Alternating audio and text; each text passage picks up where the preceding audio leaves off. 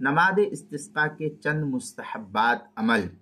चुनांचे नमाज इस्तिस्का में अगर चंद उमूर का एहतमाम किया जाए तो ये मुस्तहब और पसंदीदा है।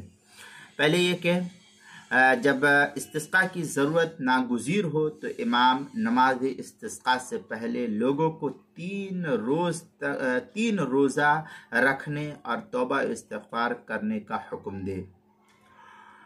फिर चौथे दिन से नमाज इस्तिस्का शुरू करे। पहले 3 दिन रोज़ा रखने के लिए कहे और खूब इस्तिग़फ़ार वगैरह कसरत के साथ करे और उसके बाद चौथे दिन जो है नमाज शुरू करे। दूसरे के नमाज इस्तिस्का के लिए लोग पैदल चल करके आए। कोई बहुत ज़्यादा मजबूर लाचार हो तो अव्वल उनको तो नहीं लाना चाहिए, लेकिन अगर वो अल्लाह के डर और खौफ को देखते हुए वो आते हैं तो अगर वो मजबूर लाचार है और वो आना चाहते हैं तो वो मजबूरी चल नहीं सक रहे हैं तो अगर उनको उठा करके ला सकते हैं तो वो ले आए, और अगर नहीं तो फिर उनको सवारी पर लाने की कदरे गुंजाइश होगी। तीसरे के उस दिन नए कपड़े के बजाय धुले धुलाए या पेबंद लगे हुए कपड़े पहने। पुराना कपड़ा जिसको हम कहते हैं, साफ सुथरे पाक साफ होनी चाहिए। चौथे के अल्लाह के लिए तवाज़ु और खुशू खुजू जाहिर करे और निदामत के मारे सरों को झुकाए रखे। इस तरीके से जो है हम अपने सरों को झुकाए हुए जाए। फजूल बातचीत और हंसी मजाक और ठट्ठा और एक दूसरे का मजाक वगैरह उड़ाना, ये सब काम ना करे। पांचवी है कि हर दिन नमाज के लिए निकलने से पहले कुछ सबका खैरात अल्लाह के नाम कर दे। छठे ये कि हर आदमी दिल से सच्ची पक्की तौबा करे और अगर उस पर किसी दूसरे आदमी का हक हो तो उस हक को भी अदा करने की कोशिश करे, चाहे जितना है जिस कदर है।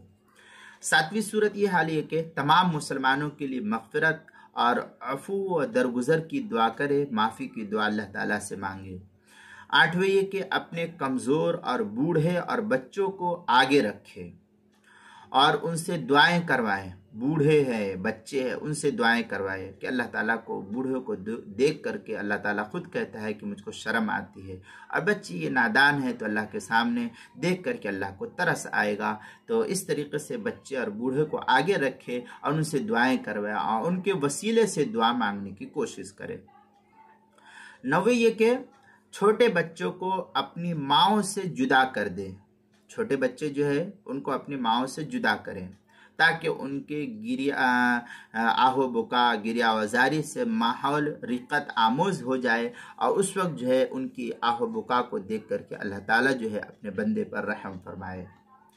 10वीं के बेहतर है कि बेजुबान जानवरों को भी अपने साथ लाए।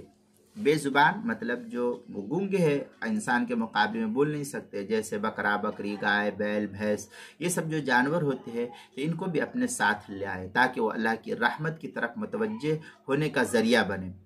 और अगर मस्जिद में नमाज इस्तिस्का हो रही हो तो जानवरों को बाहर बांध दे, मस्जिद से बाहर बांध दे। ये तरीक़े कार जो है मुस्तहब फ़ुक़हा ने नक़ल किया है, इस अमल को करना चाहिए।